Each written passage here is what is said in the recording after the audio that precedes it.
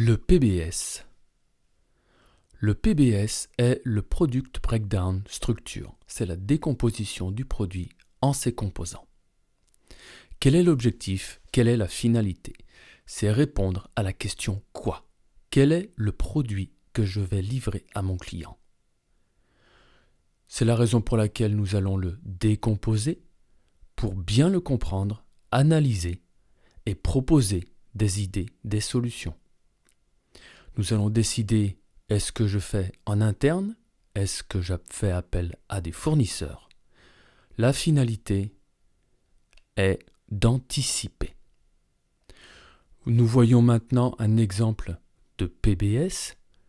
Pour une moto, nous pouvons avoir une approche de décomposition physique de la moto avec le moteur, le cadre, les roues, les amortisseurs, le réservoir, la selle, la transmission et la boîte de vitesse.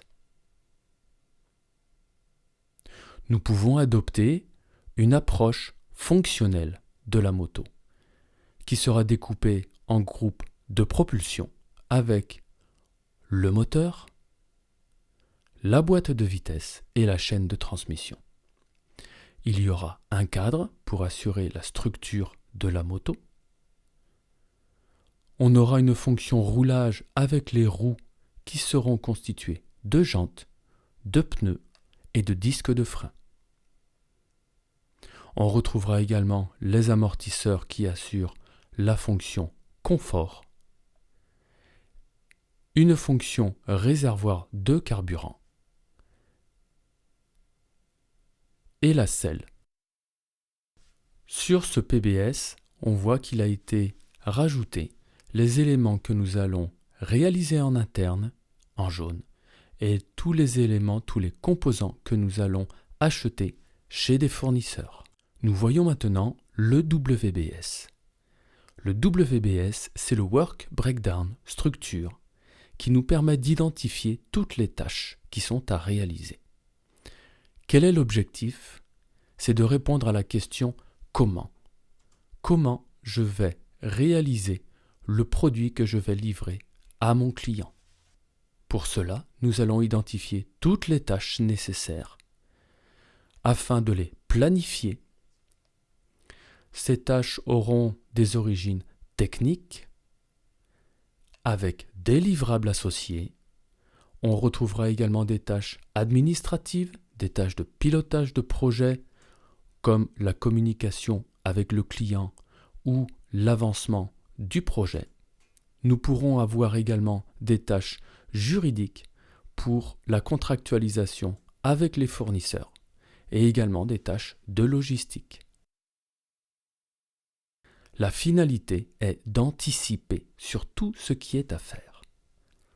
Nous retrouvons le PBS de notre moto et nous allons voir comment nous allons construire notre WBS. Nous partons des tâches que nous avons identifiées comme celles qui sont à réaliser en interne, particulièrement le développement du nouveau cadre et le développement du nouveau réservoir.